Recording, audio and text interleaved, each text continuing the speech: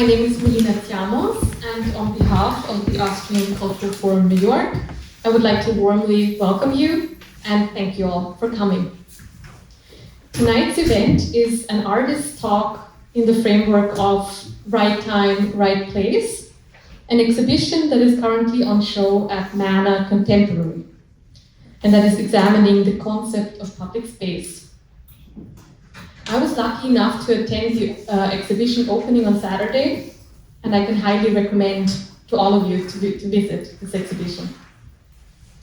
We are delighted to host this conversation by Melanie Kress, Associate Curator of the High Line, with Katharina Gruzei, Artist and Curator of Right Time, Right Place, Ysabel Pinyol-Blasi, Executive Director and Curator at Monira Foundation, and participating artists Eginhartz Kanter, and Messner, Nancy Nowacek, and Stefanos Tsivopoulos. Thank you for letting us enjoy this program at the Austrian Cultural Forum. And now I give the floor to Katharina Gruzei.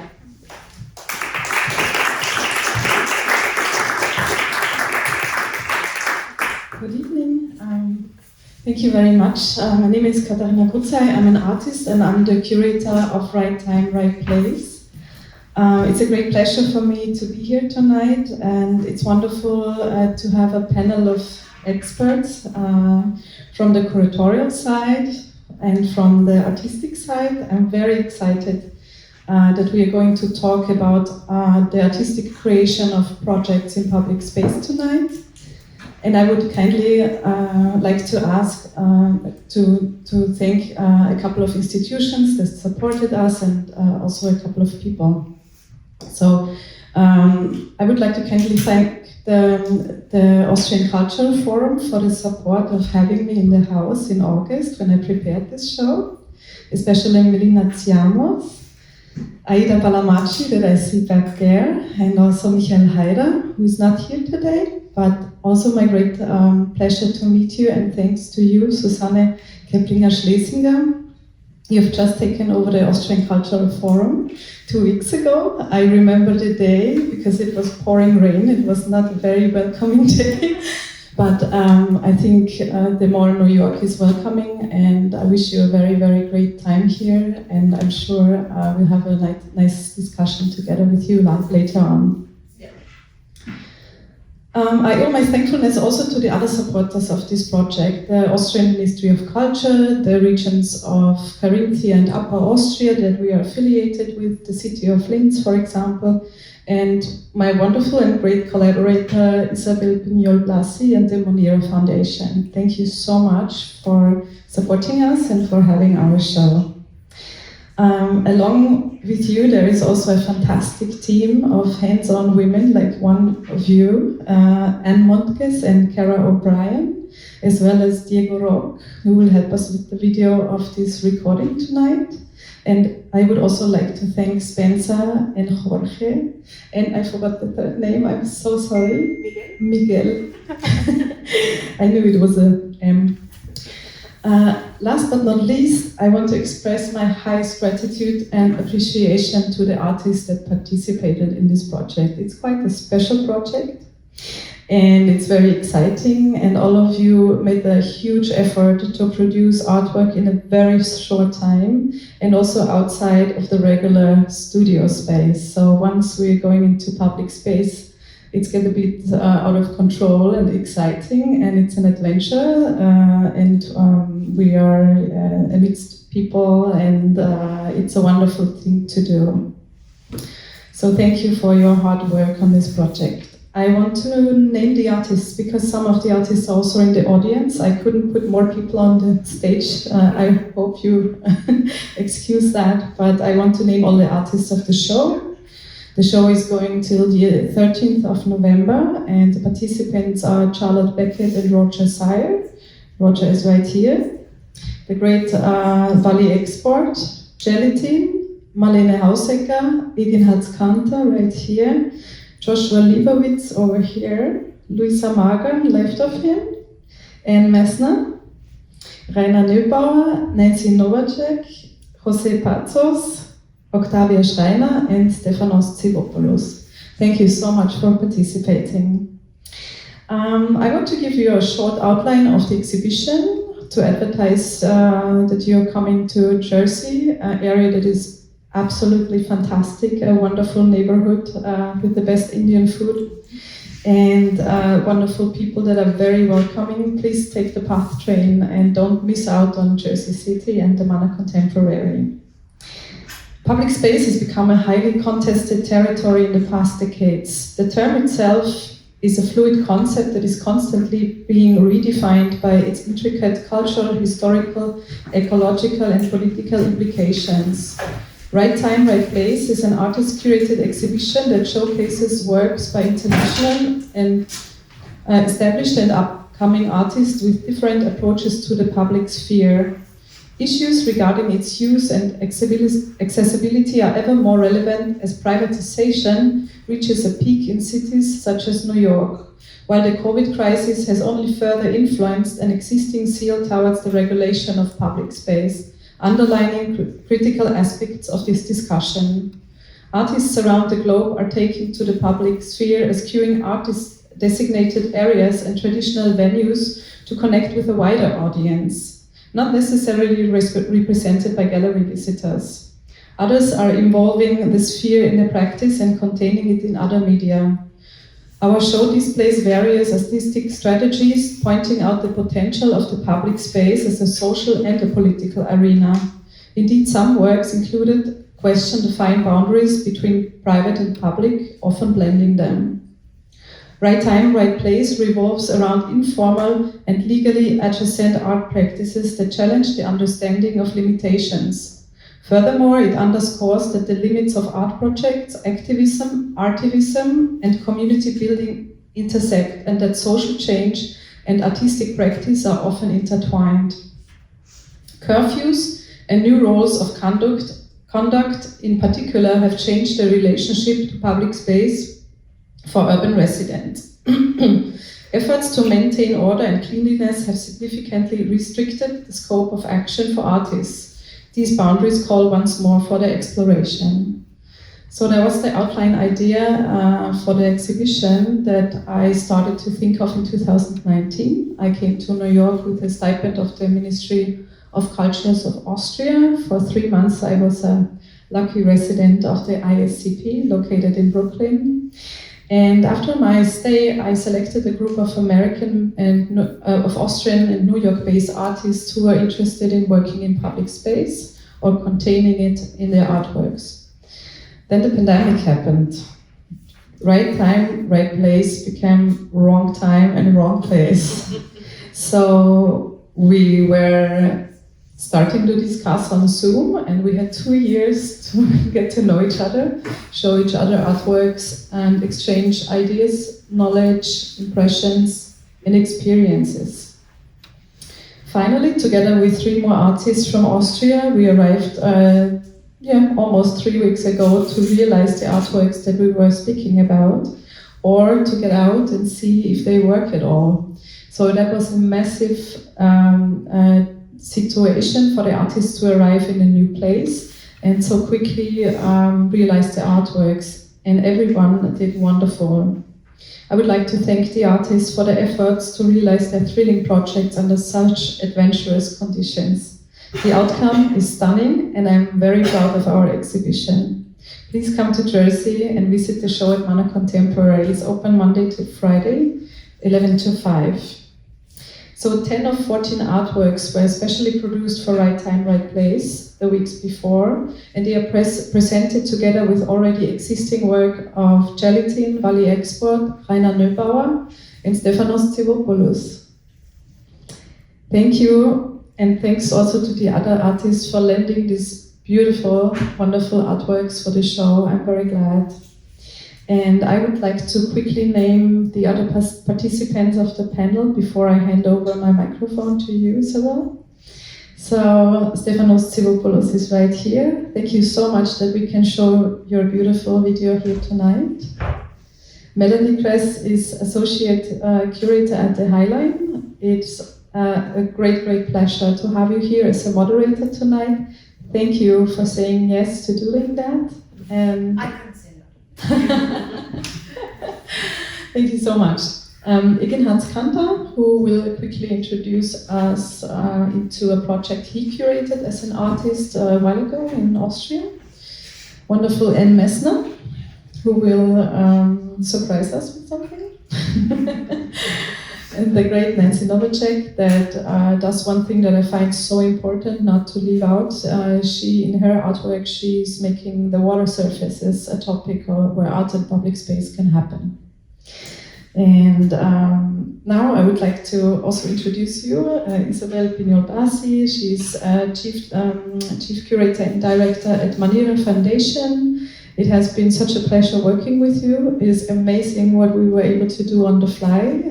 We fly Europe and back, and it was incredible working with you. I very much appreciate it. Thank you for hosting this project. Thank you. Thank you, Katharina.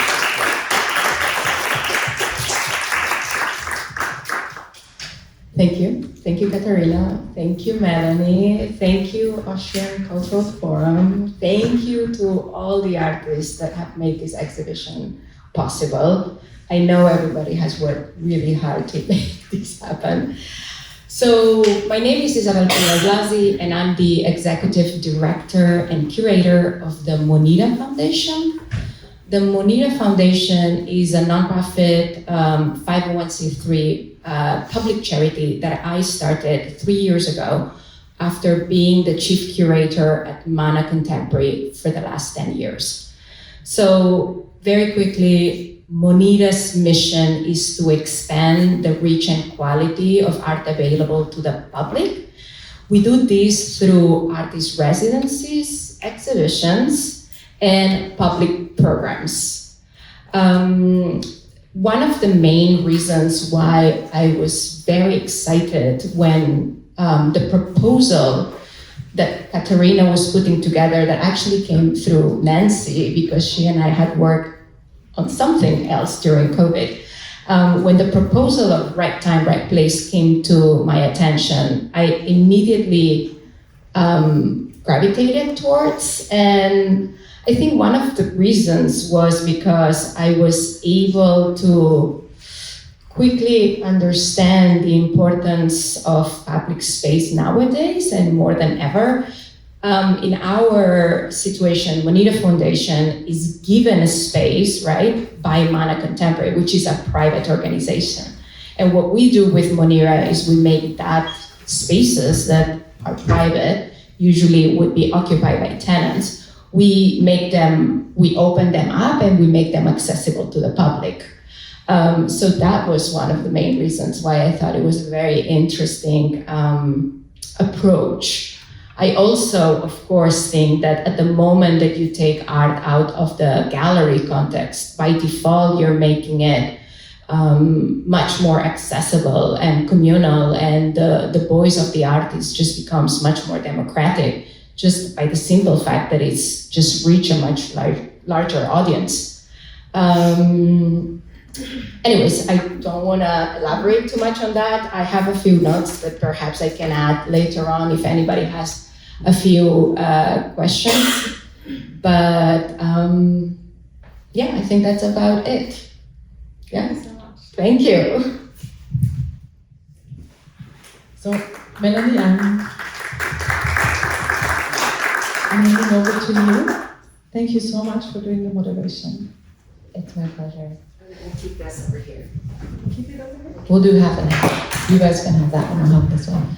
Hi, everyone. It's so great to see so many familiar and new faces here, and I'm so thrilled to be joined in this very New Yorkly dressed group of artists and curators, I have to say. Next time we'll try to wear a little bit more color, but really I feel like even just sitting here for the last couple of minutes, these incredible people are artists, and we're going to think a lot about public space and about barriers, but this is also a group of troublemakers, and I have the unfortunate task of also keeping everyone to time. So if you see me being rude, I have been assigned this task. Asking permission used to be a simple process. It maybe one or two steps, but it has slowly become more bureaucratized and controlled. And that also is the bureaucratization and the control is sort of an inhibitor in terms of creative energy. So and that's just a simple answer. That's a great answer. I just want to say one thing. Yeah, please. Willoughby Sharp was surrounded by a huge community of incredible women artists. I would say that that was an intentional action on his part. Excuse me. I'm glad you said that, for saying that. I just wanted to add on to what Anne was saying, because I was actually born a rule follower and get very uncomfortable when I break the rules. And working on the water is actually incredibly dangerous. And certainly for some of the projects I was thinking about in that diagram I showed you was for a proposed bridge between Brooklyn and Governor's Island, right? Like, I mean, it is a matter of life and death, right? What I have learned, right, is that permission nowadays is another word for risk aversion. Permission is just is like a nicer way to say, probably not, but if you cough up the $30,000 in insurance so that we're not liable, we'll give you the permission, right? It is a soft but very, very potent form of power. And so I think now we really forget permission. Can you tell us a little bit about the difference of staging your work, thinking about that's a very American context, right? Like in Greece versus in Washington, D.C. Yeah, absolutely. I think the big question is who owns the public space? And the public space, let's say in the United States, is not owned by its people or its citizens. It's definitely commodified, commercialized. So that's actually, there is though the other side that says that 2011, 2010, we had the incredible experience of Occupy Wall Street, where Zuccotti Park was completely occupied, and that was something that nobody saw coming. And the way it happened, it was tremendous. People overnight, they congregated and they took over space that wasn't even scheduled to be their space or what exactly was happening. I mean, there was an intention, political intention, and then slowly kind of manifested in occupying space. And of course, the history of Occupy Wall Street, it goes to so many different directions and extents and depths, and there's so much knowledge and story in there, but it's an incredible example to make us think that there are all these limitations, but then again, as we see now happening in Iran, in Tehran, where women are taking over the public space, and they're paying a huge price for doing that.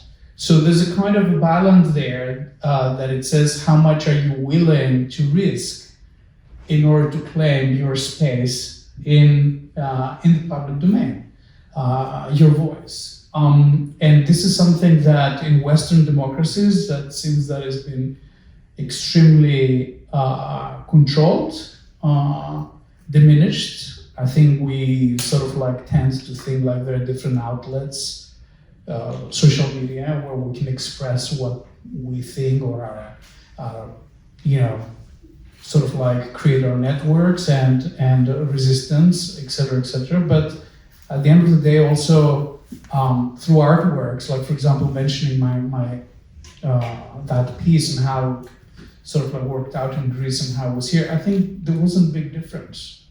It went through a huge, there was a lot of red tape in both places because they're symbols of power. I mean, it's like the Greek parliament in Athens, that we had to go through police, we had to go through security, through everything in order to do that, and here as well. So I wouldn't say that it was such a big difference. I'd love to shift to talk about audience, because one of the interesting things in your film that happens is it also reveals the way that everyone else is behaving in that place. And Eginhartz, I'd actually like to ask you about audience and to think about, because there are many, we're talking about physical spaces, right? And we're talking about human beings, and we're talking about public. We're talking about public space, which is owned or moderated by whoever the governing body might be, commerce or government or else.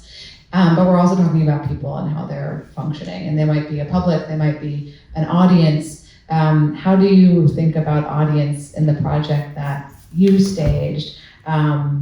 If they are the passersby, or if they're completely removed and really the storytelling is the most important part and we are all the audience for the project? But of course, there is not really an audience for this project in the first hand. There's this media coverage. There was this media coverage of our press release. So this is how people got to know about the project. And there was, of course, also the little catalog. And so in first hand, there was not really an audience, but this is something we also took in advance. We took into consideration. This was totally clear for us. And in general, for these kind of projects, I always think there's like the public space projects that I do, or my artist friends.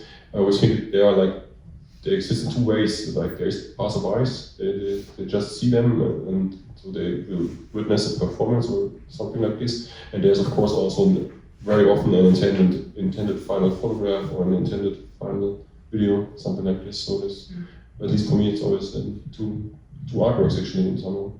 Yeah. And could you talk a little bit more about people? Because I feel like you really brought us here in your text. And I'm really stuck on this interest in people who are in a space out of necessity. Two of my favorite public art programs are the Art on the Underground program in London and the art in the subway in New York City. But maybe could you say more about that and how a group of people shift in social contract between community and public and audience and maybe other things that I'm not naming? Well, I know that when in thinking about the text, it was coming out of the recent experience of doing these sticker postings for the project I did for this show, and realizing how much, I already knew this, but it was so evident in the photos I took that everyone's in public space looking at their cell phones. And I was always interested in I'll use the word aesthetic experience that would happen in a place where it was unexpected and that the people who would have the experience would somehow alter their day in a type of poetic way. And so when I was writing this text, I was really thinking about the urban space, a place where there are lots of people and we don't know who we're next to, and we don't really want to be next to anybody. And actually, I love, my favorite place in the world is the subway. I love the subway. And I do. But I was thinking about the action of ACT UP, similarly in front of the White House with the throwing of the ashes. That was social, very social, because it was moving, and it was very personal, but there was no permission. There was an AIDS demonstration against the inactivity. I guess it was, they showed the AIDS quilt. It was at the same time. And so there was an agreement with some of the ACT UP members that they would march to the White House and throw the ashes over the fence. So that's sort of an interesting way of engaging that same space, because it is a political space. And what did you ask me? That's a great question. No, I asked you about audience, but I think that this is so important, but also to see the barricades that are in front of the White. You can't even get close enough to be able to have an action like that now, and for many different layers of reasons. I want to talk about barriers also. But Nancy, first, I'd like you to talk a little bit about Audience on the Waterfront, because there are, if anyone doesn't know, there is a fascinating group of artists who are doing very different kinds of practices on the waterfront, and you will often encounter them by accident on the waterfront. But if you can talk a little bit about audience as you're working on the waterfront versus storytelling, and then I'd love to transition to talk a little bit about barriers. Yeah, gosh, that's a great question. We were talking a little bit earlier, about how, okay, so it is legal to be in a boat on the water, but that presupposes a huge amount of resources, right?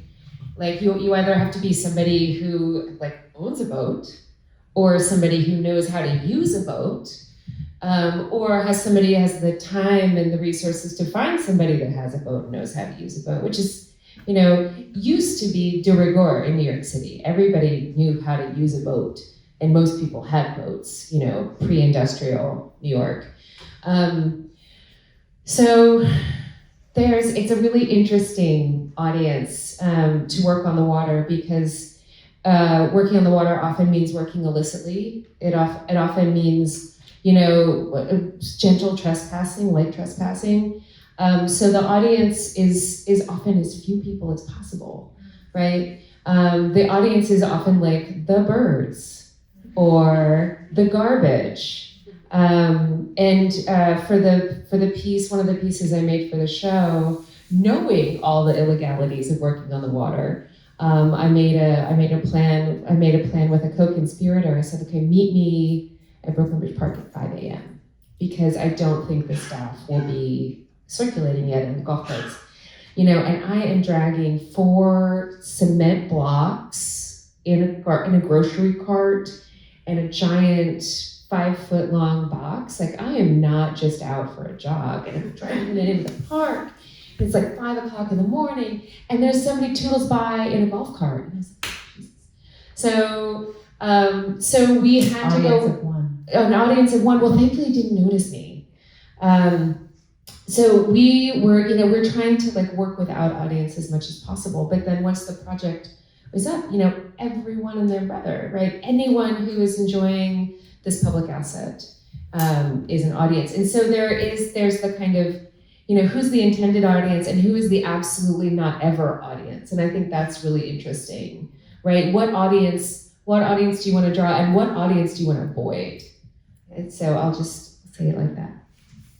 Can I ask something? Please. Something that is very interesting also to watch artists doing artwork in public space. So there are a lot of ephemeral projects. How do you deal with it? How did you make your decision to leave the flag there? I know that I've been following this process of you making this incredible, beautiful flag. You worked for weeks on it.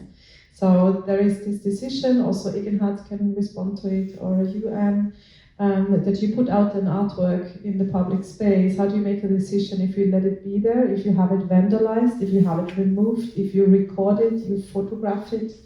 Do you want to avoid to have people change it? Does the water arrive if you can't reach it anymore? It's too heavy to get it back out. Can you comment on that decision? I really loved this flag so much. I wanted to install it, and I wanted to photograph it, and then I wanted to deinstall it and not have anybody see. And I realized very quickly that was going to be impossible, because I actually installed the work in the water, and I was chest deep in the water at 5:30 in the morning. And I did it then, and that was at low tide. I did it so the water would come, so it'd be harder to get to. But there was so much activity, only a few hours in terms of park police and, lots of walkie-talkies. I had to walk away from her and just, well, okay, Sarah, I don't know what happened. Just because I wasn't really interested in getting arrested. But it's hard. It's hard to leave your darlings behind, but I'm really glad that I did. I don't know if anybody else wants to talk about this.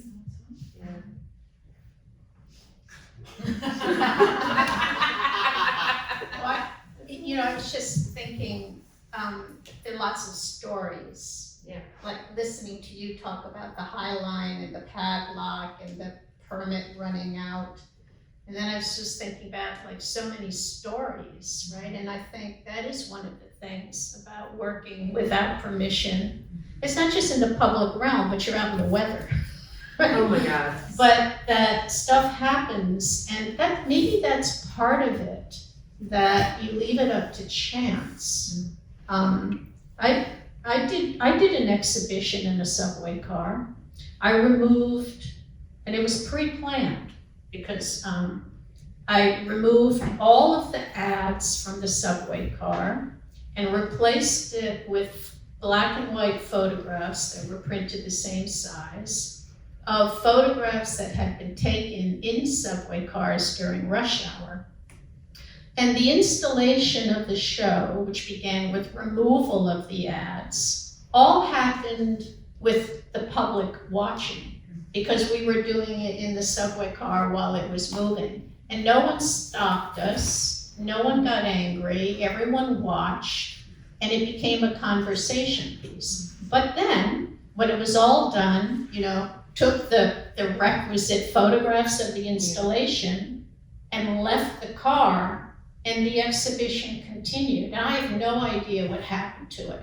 But that's just one story. But there's what? It's a traveling exhibition. Yeah, traveling exhibition. That's a good title. But I think that probably all of us have those stories, that if you have a history of that type of working, stuff happens. Like someone might leave dead chickens inside your illicit sculpture every night and you don't know why, or things like that. It goes on. Yes, and just to say, it's totally nice to see how things then go their own way. The artworks, you set them out and leave them on themselves. And I have several artworks that I made that existed in public space without permission for several years also. And they were rotting away, and sometimes went there and made new photographs, new installation shots, and it was also nice to document this process, because then some of them, one text installation I made in Linz, it was not, you couldn't read it anymore, there was just these fragments of text, so it was even more mysterious than before, because before it was Cyrillic, so already only a few people could read it, and afterwards there were just a few remaining Cyrillic letters. And I really like this aspect of and also in my work generally, I also work with the wind, with rain, etc. So these factors also come into action and change the appearance of the work, or sometimes destroy it quickly. And this is what I totally like it, and don't have storage problems. So only.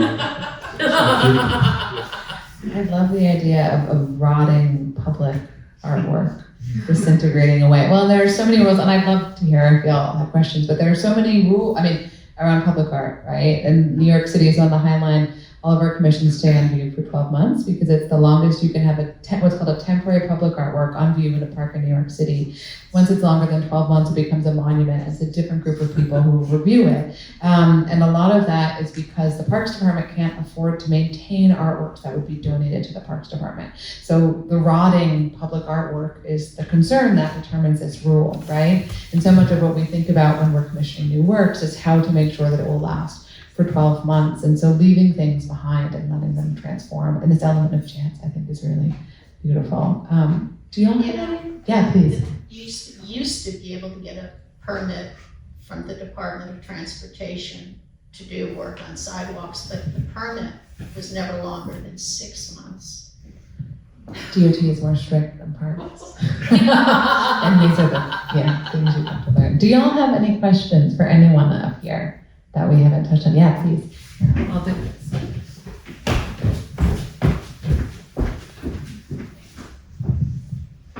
I have a question for Anne. When did you do the subway piece? What year was it?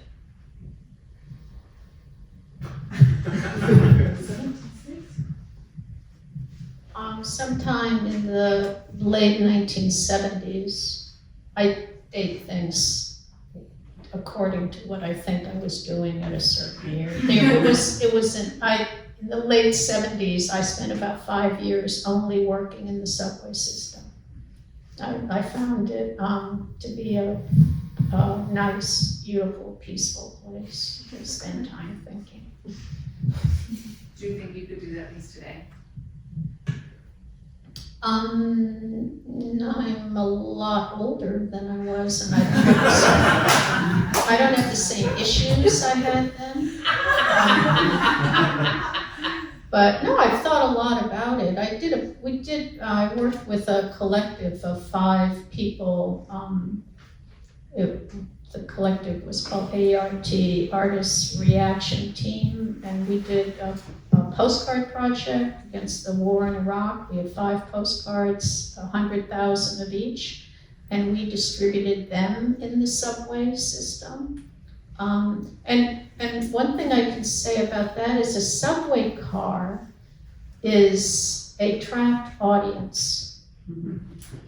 And there were lots of conversations, and we distributed all, it was 500,000 postcards through the subway system over a number of weeks. And it was sort of a wonderful experience. One thing I was thinking before, I'm sorry, I just one thing I was thinking before that's never spoken about is, we're looking at all these video and photographs of work and outside and in the public, and we're looking at what's being pictured, but what's never being pictured is that there is a camera present.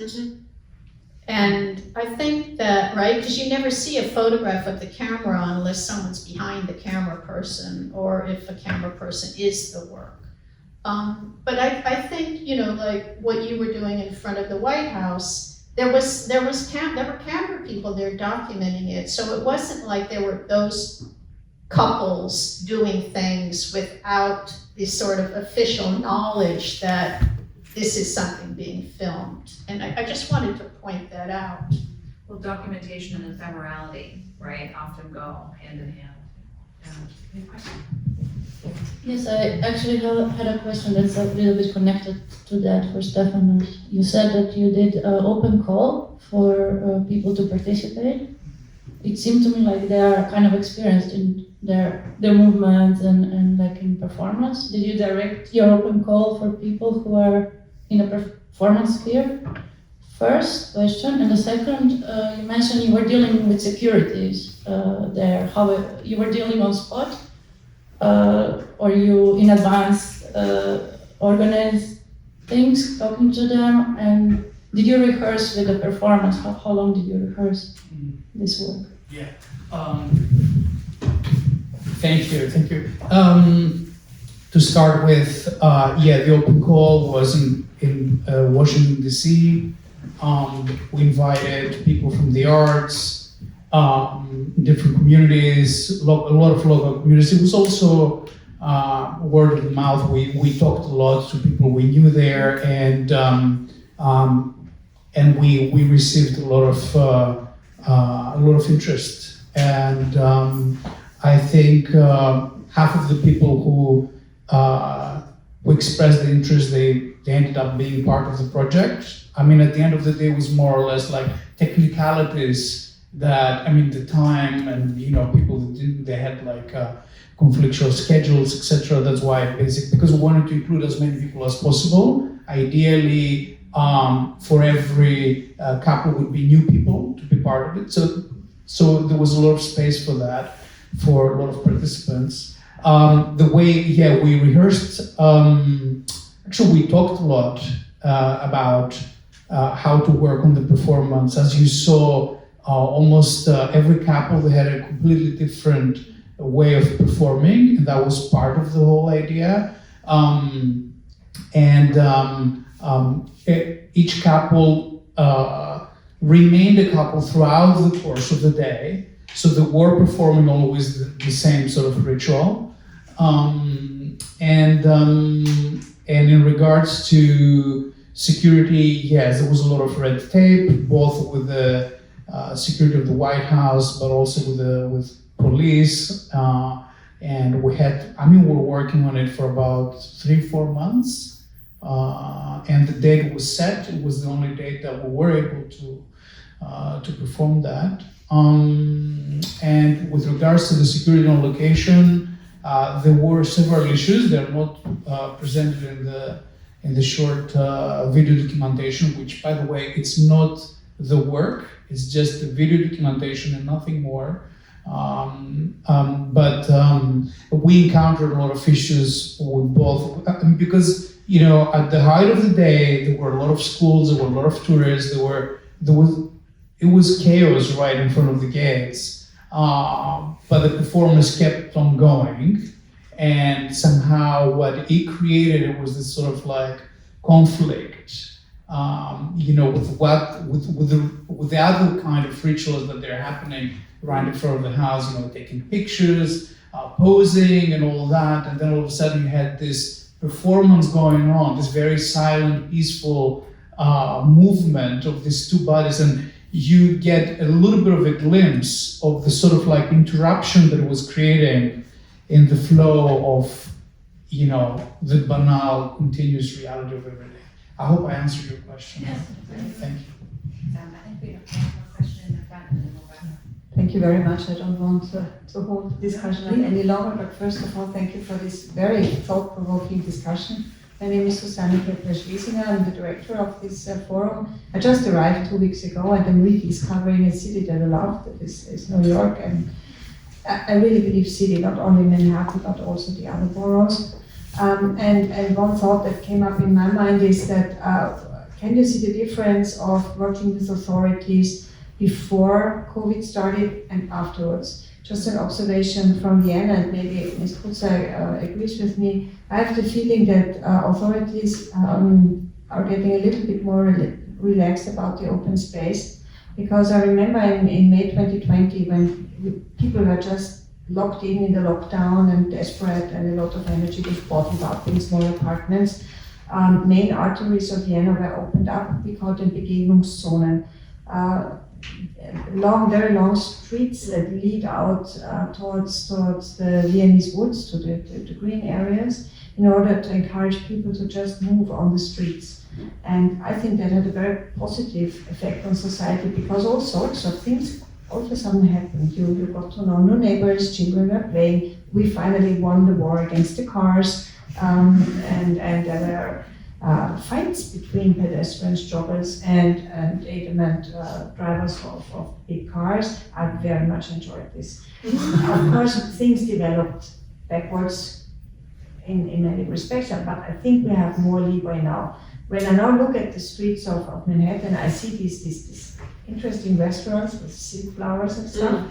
So I wonder, is there also more tolerance towards art in public space? Because obviously these interesting installations of fading silk flowers are being accepted. I think they are eyesores, but you know, in the eye of the beholder.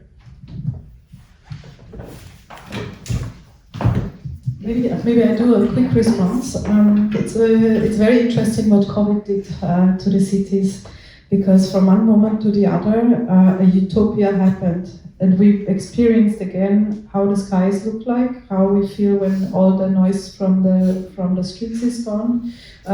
We discovered something that couldn't have been possible without pushing the stop button. And I think that brought a lot of life quality on one hand back. I think we don't need to discuss about the downside of COVID, which obviously we all experienced in different ways. But I think it brought up the question of who owns the public space. That's the main question that we are also elaborating on, like what can we do, why do we have to ask, and so on. And it opened up this utopia. And just like you, I experienced the city 3 years after, and I also thought, wow, there are so many outside areas that were created in New York. That's possible, but still that is commercial. So it did not open at all any opportunities for artists, I guess, which in my mind would be areas that are not designated to anything, that are not telling you have to sit here, you have to play here, there is water here, you can make sound, like not this Disneyfication of cities where you feel like you're an adult but you're on a playing ground and authority tells you how to behave. But that's also something that was immediately my eye, that I thought, wow, there are less parking lots and there is this outside space.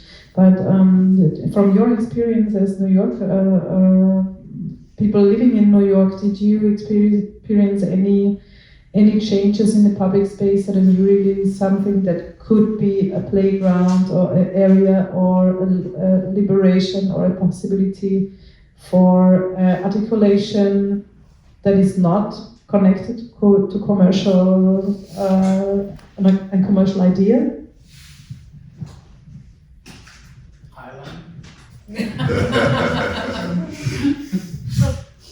I didn't experience this myself, but I really felt like rooftops became that space once again. I mean, oftentimes landlords say, don't go on the roof, there's, all of these protections, for some obvious reasons, but it seemed that a lot more life actually went to the top of buildings as much as it went out into the streets. And, I found that really quite beautiful. But just so that the city is now creating a whole new set of policies and regulations and permits for those sidewalk or those street restaurants.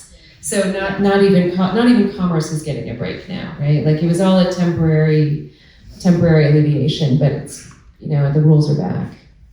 Anne, you wanna get in there? Well, nothing's easy, right? I was just thinking one of the things about that time, I had actually moved from the Lower East Side to Sunset Park, and then COVID happened, and I was in not my old neighborhood. But what really surprised me, I think, was how, and I don't know what this has to do with making art in public space, but on the other hand, we do work that has to do with our experience ultimately. But sort of like, well, who remained in the city? And my neighborhood that I moved to is mostly Mexican and Chinese, and they weren't gone; they were here. And there was this exodus, and then there were the people who remained. And to me, that's sort of always been my audience when I work in public. It's the people who are going to work. But I have to, and then, I was just thinking that when there were the Black Lives Matter protests and all the shop owners became very protective of their storefronts and everything was boarded up, then there were certain areas of the city that wanted to have graffiti on the boarded up windows. So, there was all this sort of artist graffiti in Soho. So it's interesting when you think about the tradition. Sorry, I meander, but I do think, though, it's valid. When you think about the tradition of art in urban space, none of us have talked about graffiti, but there's a rich tradition that became police through the 80s, 90s. And then I think that is one of the things that we started to see in COVID was boarded up storefronts, but then this type of gentrified graffiti, you can't call it graffiti, it was gentrified mark making that people had permission. So it's sort of interesting.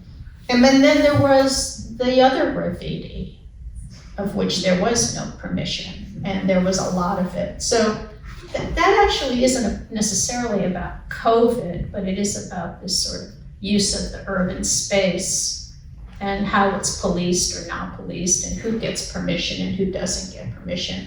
But I would say that the economic interests in the city are alive and well, and they do like their pedestrian pathways, and they like everything to look relatively civilized. So, well, I think that was part of this moment, right? Like we talk about the 1970s, and I think that this is a time that's glorified a lot in the contemporary generation of curators and artists without fully, I was not in New York City in the 1970s, without fully recognizing what the entire reality was, right? And a lot of what was happening was, everything that was happening was because of the economic situation of the city, right? And so a lot of that moment in New York was the receding of the economic interests of who was able to leave and the fear of the loss of the economic interest, and then everything came roaring back. Right? And so I was looking for a silver lining, but the image that keeps coming to mind is, so just north of Little Island,